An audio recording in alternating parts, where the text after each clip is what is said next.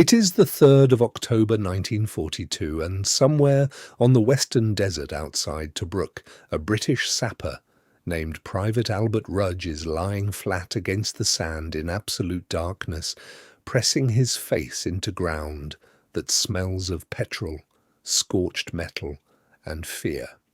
He is 22 years old. He is 4 meters from a German Panzer IV.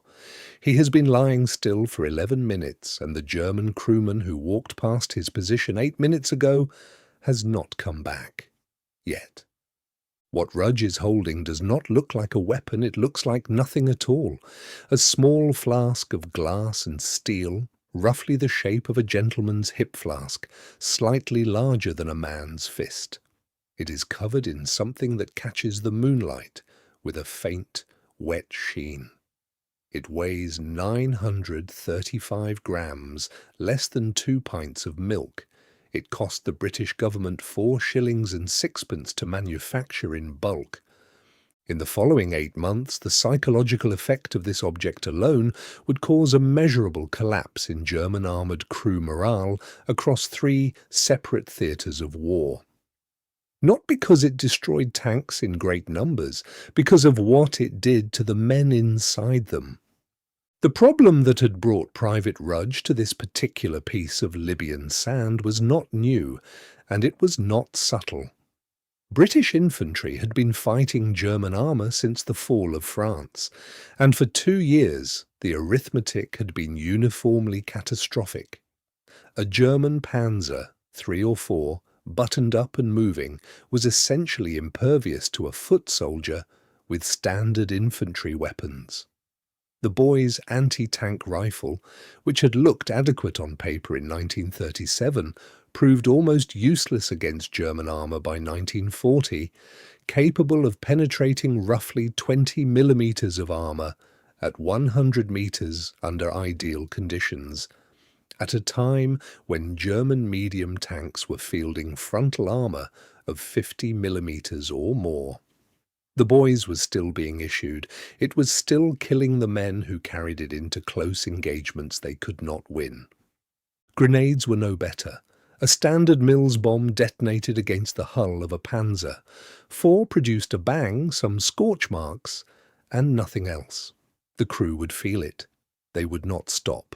At Arras in May 1940, British infantry had pressed close-quarter attacks against German armour with extraordinary courage and achieved almost nothing against the vehicles themselves.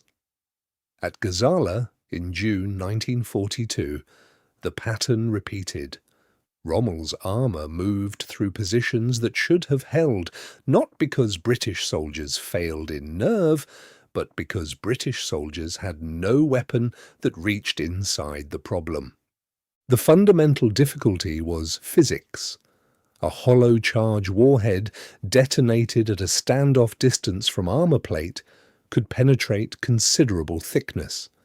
But getting that warhead to stay in position against a vertical steel surface long enough to function, against a vehicle that might be moving, against a crew that might be watching, was a problem nobody had cleanly solved. Magnetic attachment had been tried. The Germans used magnetic hollow charge grenades themselves with some success, but British soldiers operating in North Africa rapidly discovered that British-manufactured tanks were often coated in accumulations of ferrous desert dust and sand that degraded magnetic adhesion to the point of uselessness. A device that fell off before detonating was not a weapon, it was a noise. Existing solutions had a further flaw that military planners were reluctant to state plainly. To use a magnetic mine against a moving tank, an infantryman had to get close enough to touch the hull. At that range, under combat conditions, the probability of surviving the approach was low. What was being asked of the soldiers who carried these weapons was not merely courage. It was something closer to a specific and deliberate bargain with death. And the weapons were still not reliably working. The situation by mid-1941 was not one problem. It was several problems welded together, and the seam between them had no obvious opening. What the War Office needed was something that stuck to steel without magnetism, detonated reliably, could be placed in under 5 seconds, and could be carried by a single man without specialist training. That sentence was written in several memoranda during 1941. None of the authors believed it described something that could actually be built. The organization that answered was MD1, the Military Intelligence Research Establishment, buried in a country house at the Firs, Whitchurch, Buckinghamshire, sometimes referred to as Churchill's toy shop on account of the Prime Minister's personal enthusiasm for its projects. MD1 was small, deliberately eccentric, and specifically designed to work outside the procurement systems that had strangled better-funded departments for 2 years. The man who ran it was Major Millis Jeffreys, a royal engineer who had a gift for ignoring the word impossible that his superiors found alternately useful and alarming. Jeffreys had been thinking about adhesion problems since early 1940. His solution was not magnetic, it was viscous. The mechanism he developed centered on a glass sphere containing a highly adhesive compound, a mixture that, when the glass was broken, would spread across and adhere chemically to any steel surface, regardless of dust, mud, oil, or angle of presentation. The adhesive itself was derived from birdlime preparations, a substance used for centuries in Britain to trap birds on coated branches. Jeffreys had essentially put birdlime on a bomb, and the simplicity of this was either brilliant or embarrassing, depending on which senior officer you consulted at the time. The device, officially designated the Grenade Anti-Tank number 74ST, was contained in a steel casing, roughly 26 centimeters tall and 11 centimeters across at its widest point. Inside the outer casing sat the glass sphere, charged with 567 grams of Nobel's 808 explosive and surrounded by the adhesive compound. The handle assembly contained the firing mechanism, a simple 5-second delay fuse activated by removing a pin and pressing a lever. To use it, a soldier removed the outer casing, which fell away in 2 halves, exposing the adhesive-coated glass sphere. He then pressed the sphere against the target surface. The glass shattered under the pressure, and the adhesive compound bonded immediately to the steel. He released the handle lever and walked, or ran, away. 5 seconds. The hollow charge detonation that followed could penetrate approximately 50 millimeters of homogeneous armor plate when properly positioned. The first test, conducted at MD1 in the autumn of 1940, did not go entirely as planned. The prototype adhesive compound performed correctly against a vertical steel plate in controlled conditions. It then failed entirely when the temperature dropped overnight and the compound stiffened. It also failed when a light coating of engine oil was applied to the target surface. Jeffreys' team spent 6 weeks reformulating.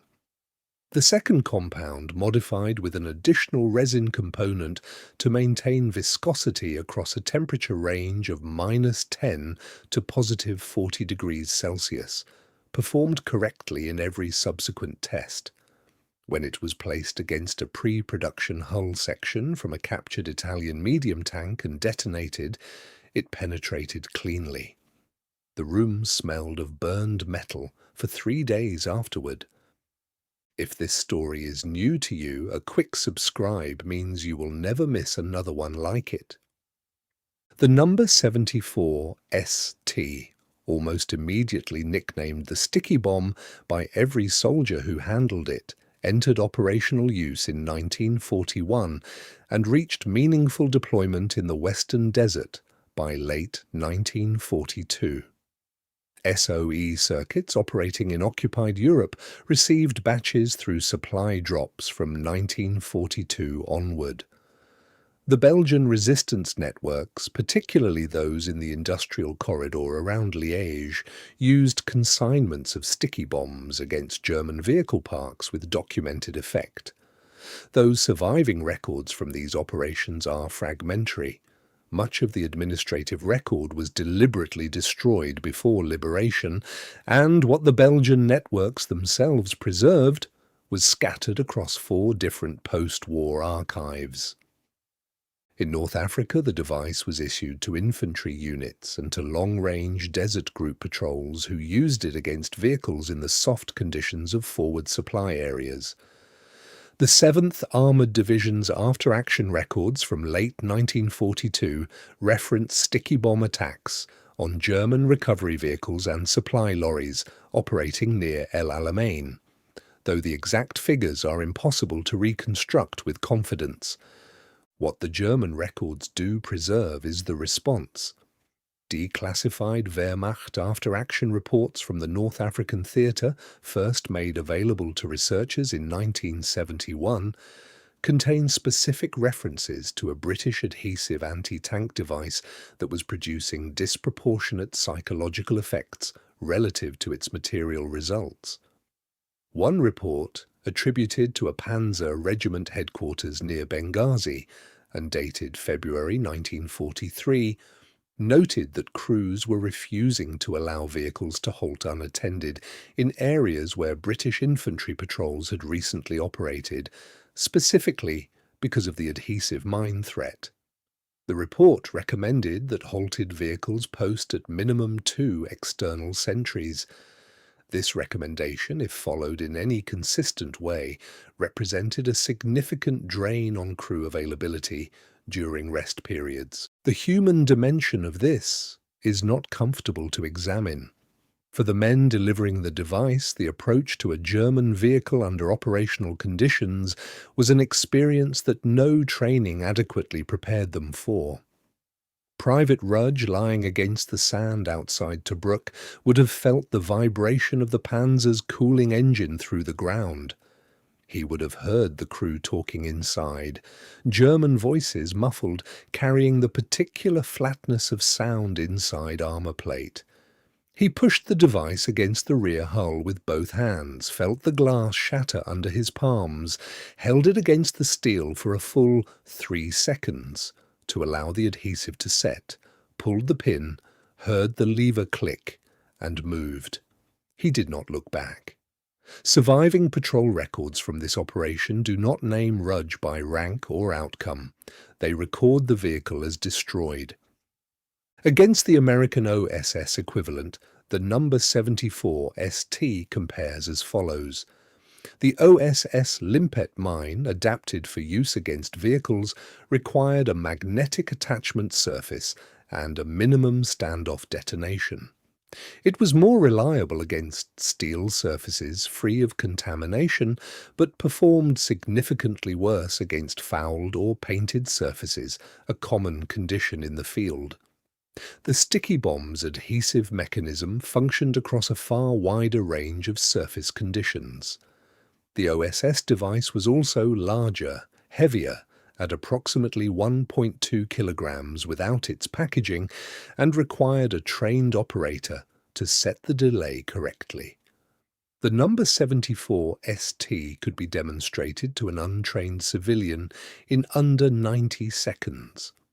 The German Haftholladung, their magnetic hollow charge mine, achieved penetration of approximately 140 millimeters of armor in ideal conditions, significantly superior to the number 74 ST's 50 millimeter capability. But the Haftholladung required clean steel, weighed 3 kilograms, and was never successfully miniaturized to infantry portable size in the way MD-1 achieved with the British device. The Germans recognized the sticky bomb concept and attempted to develop their own viscous adhesive device in 1943. The project was deprioritized when the Eastern Front's material demands consumed the engineering resources allocated to it. The Soviets received intelligence summaries on the number 74 ST through the British military mission in Moscow. Whether they developed analogous devices independently or adopted elements of Jeffriss's adhesive compound formulation is not established in any declassified British record. The question remains open. The material impact of the sticky bomb on German armour numbers was, honestly, modest. It was never a weapon that destroyed tanks in the hundreds. The hollow charge penetration figure of 50 millimeters was adequate against the side and rear armour of early war German medium tanks, but became marginal against later production Panzer IV variants and was essentially insufficient against the Tiger's 80 millimeter minimum armour thickness. By late 1943, the device's effectiveness against frontline German armour had declined to the point where it was being redirected primarily toward vehicle soft targets, lorries, fuel bowsers, command vehicles, where it remained lethally effective. What the sticky bomb achieved that is genuinely documented was psychological. The Wehrmacht's standard doctrine for halted armour assumed a degree of passive security inside buttoned-up vehicles that the sticky bomb directly undermined. A crew that could hear infantry approaching had options. They could move, they could button up completely, they could radio for support. A crew that could not hear a single man crawling toward them with something that took 3 seconds to place had no options at all. The knowledge that this was possible, distributed through German armoured units via after-action reports, and rumour in roughly equal measure, produced a measurable change in crew behaviour that persisted beyond the weapon's declining technical effectiveness. Examples of the number 74 ST are held at the Imperial War Museum, London, where one is displayed in the Second World War section alongside its production packaging. The National Army Museum holds several technical drawings from the MD1 archive, including working sketches that appear to show Jeffriss's original birdlime formulation notes in his own hand.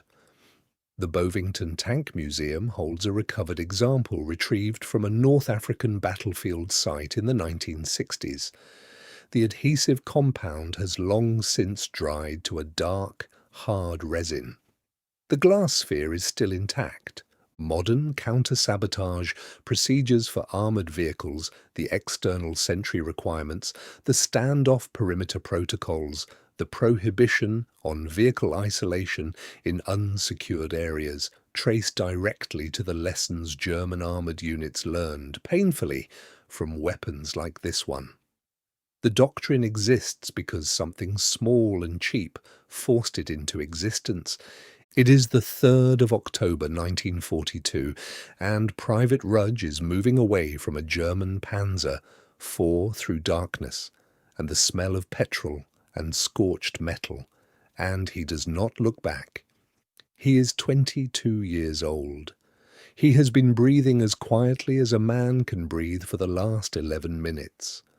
His palms are sticky where the adhesive compound caught on his skin during placement, and in the dark he cannot see the colour of it, and he does not stop to look. 5 seconds after he placed the device, the night behind him rearranged itself. The sound arrived before the light did. The Panzer IV, 23 tons of German armour, crew of 5 75mm gun, capable of stopping anything the British Army could field at that range, simply stopped being a problem. Not because of the bombers, not because of another tank, because of something that weighed less than 2 pints of milk and cost 4 shillings and sixpence, built by a small team of engineers in a country house in Buckinghamshire, who had decided that impossible was an invitation. The adhesive held. That was all it needed to do.